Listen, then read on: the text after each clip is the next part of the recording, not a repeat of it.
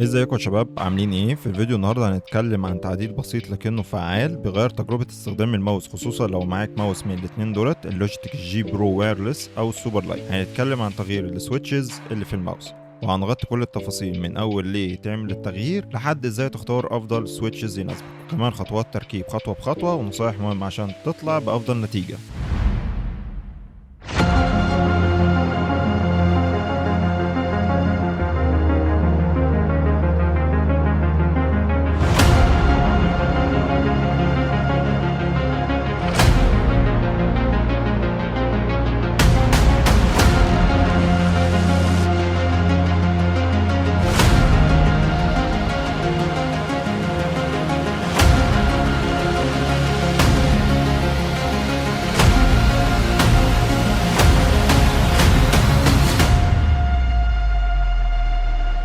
لما نروح دلوقتي للسؤال الاول، ليه تغير سويتشات الماوس؟ السويتشات اللي بتيجي مع الماوس بتكون زي الامبروم مثلا، بتكون كويسه، بس في فرق كبير في الاحساس والصوت لما تغيرها، ولكن لو غيرتها بيخلي الاحساس بضغطه الكليك احسن بكتير، وكمان الصوت بيبقى امتع واوضح، وكمان هتتجنب مشكله الدبل كليك اللي بتظهر في سويتشات الامبروم بعد فتره استخدام طويله.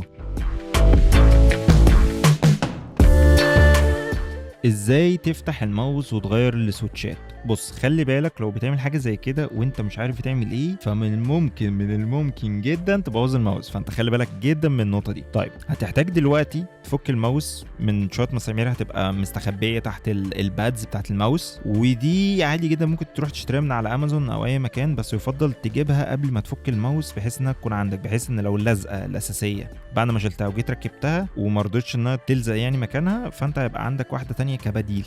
طيب، في اللوجيتك الجي برو سوبر لايت العمليه معقده شويه، لان الكليكات والسكرول في اللوحه، بس ده بيسهل الشغل بعد كده شويه، وهنعرف ليه. هتحتاج تفك اللحام القديم باستخدام جهاز كده بيشفط اللحام، او ادوات لحام متخصصه لو متوفره عندك يكون احسن بكتير. يعني عايزك بعد كده تفك اي حاجه جنب السويتش، فضي المكان ده بحيث ان انت تعرف تشتغل براحتك. من الطبيعي جدا تاخد وقت، وده العادي، لازم وانت بتفك تكون مركز جدا، علشان لو مكوة اللحام جت على البوردة جامد قوي ممكن تبوظ او تعمل لك اي مشكلة، واحنا مش عايزين كده طبعا. بعد كده ركب السويتشات الجديدة وثبتها كويس، ويفضل تلحم البن اللي في النص الاول، يعني هيبقى فيه 3 سنون، دخل ال3 سنون مكانهم والحم البنايه اللي في النص، وبعد كده ثبت السويتشات كويس، وبعد كده كمل الباقي بنفس الطريقه لحد لما تخلص، وسيبها شويه بعد لما تخلص عشان تكون ثبتت في مكانها كويس. دايما بتبقى عمليه اللحام دي بتبقى حاجه كده رخمه، يعني هي بتاخد وقت طويل، ويعني محتاجه صبر منك وطولة بال، فانت وانت بتعمل حاجه زي كده ركز جدا برضو، يعني بعيدها في الحته دي بالذات، ركز جدا بحيث عشان وانت بتلحم او انت بتعمل اي حاجه ما تسرحش ايدك، ما تروحش يمين او شمال فتلاقي نفسك بوظت الدنيا وبتعك الدنيا. فانت حاول زي ما احنا قلنا كده، ركبهم، شبط ال3 سنون في البورده، وهتلاقي عندك السن اللي في النص ده دايما لازم تاكد عليه اللحام. بعد كده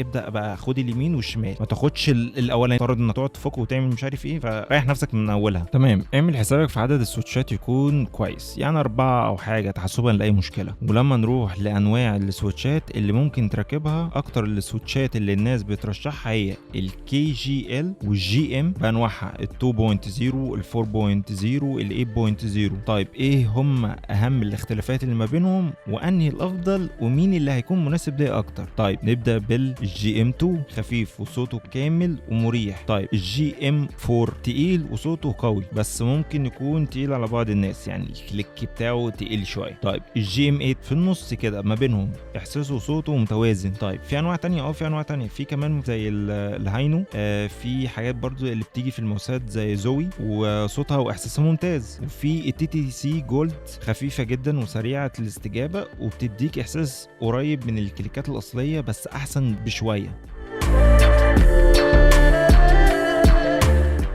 طيب، ودلوقتي عايز اعرفك شويه نصايح مهمه لما تيجي تعمل حاجه زي كده. اول حاجه، تجرب على ماوس قديم عندك. لو اول مره تجرب اللحام او تغير السويتشات، جرب الاول على ماوس قديم او رخيص، ده هيديك ثقه شويه وانت بتعمل حاجه زي كده، وتقلل فرصه انك تغلط في الماوس الاساسي بتاعك. تاني حاجه معانا، اتاكد من تثبيت السويتشات كويس. لما تركب السويتشات الجديده، الحم البن اللي في النص الاول عشان تثبته في مكانه صح، وبعد كده كمل باقي البنات. جرب تضغط على الزرار قبل ما تقفل الماوس عشان تتاكد انه راكب صح، صح وما فيهوش اي حركه زياده. تالت حاجه، جرب الماوس قبل ما تجمع وتقفل بشكل نهائي. بعد ما تخلص اللحام وصل الماوس على الكمبيوتر وجرب كل الزراير، لو في زرار مش شغال او في مشكله في الاستجابه راجع تاني على اللحام قبل ما تقفل جسم الماوس. رابع حاجه معانا، تغيير مش هيأثر على السوفت وير. التغيير السويتشات بيخلي استجابه الكليك اسرع في الاستجابه وكمان في الليتنسي. اخر حاجه معانا، خد بالك من الضمان. لو الماوس لسه في الضمان او لسه انت شاريه، اعرف انك لو فتحت او غيرت حاجه في الماوس فده بنسبه كبيره جدا هيلغي الضمان من عليك. طيب خلينا بقى مقارنه كده عمليه ما بين المفاتيح بشكل ايه، عايز اعرفك والخص لك كل سويتش عن التاني وعن التاني بيفرق ازاي.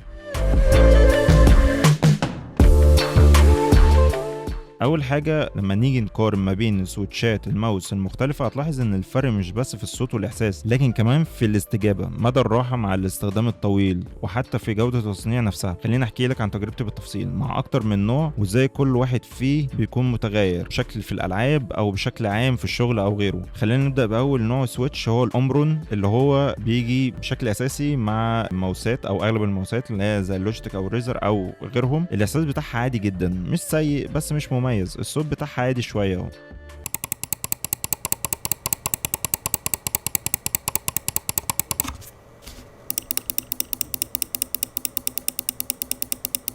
والكليكات اللي فيها مش اقوى قوي، وده ممكن يخلي بعض الناس تحس ان الزرار ناعم او مش ثابت في مكانه. كمان مع الوقت ممكن تظهر مشكله الدبل كليك اللي بتخلي الزرار يضغط مرتين بدل واحده، ودي مشكله منتشره جدا في الانواع دي. عندنا بقى النوع تاني اللي هو كي جي ال جي ام 2. لما ركبت الجي ام 2 في الجي برو سوبر لايت حسيت بفرق كبير جدا في الاحساس. النقر بقى اوضح والصوت بقى ممتع اكتر، في احساس في ان الزرار مش مزعج في نفس الوقت. الاحساس العام بقى اخف واسرع، وده فرق معايا في الالعاب اللي محتاجه رد فعل سريع. بصراحه بعد ما جربت الجي ام 2 صعب ارجع تاني للاومرون تاني.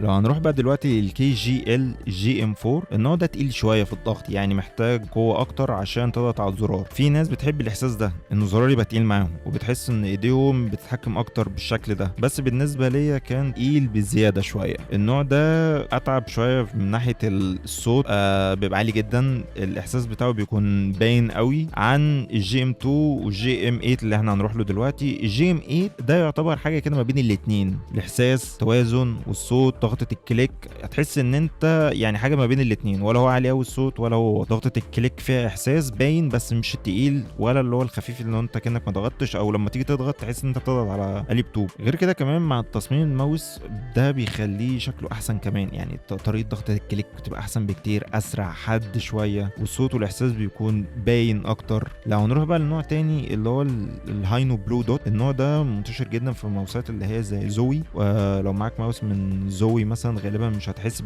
بحاجه اتغيرت لانه هو تقريبا بتاعه. لو رحت مثلا للتي تي سي جولد، ده من اخف المفاتيح اللي جربتها، احساسه بتاعه سريع جدا، هادي ملوش صوت يعتبر، شبيه شويه للاومرون بس في الاحساس بتحس ان هو مكتوم كده هادي شويه مع نفسه. لو بتحب السويتشات الخفيفه السريعه التي تي سي جولد هيبقى كويس وهيعجبك، خصوصا في الالعاب اللي محتاجه ضغطات كتير وسريعه. واسيبكم دلوقتي تسمعوا الفرق بين اصوات كل سويتش.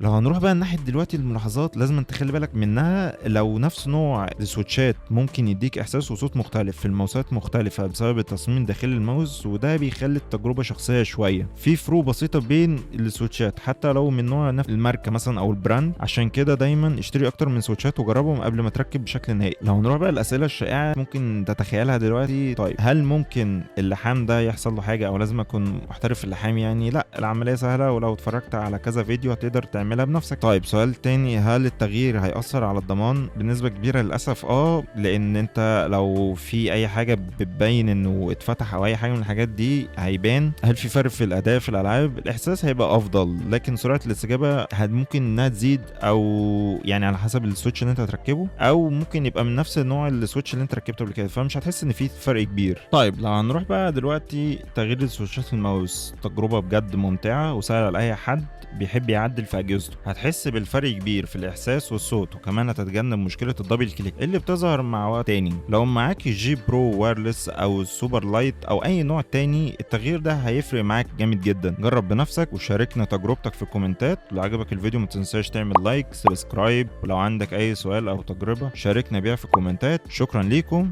اشوفكم في فيديو جاي. سلام باي ذا واي.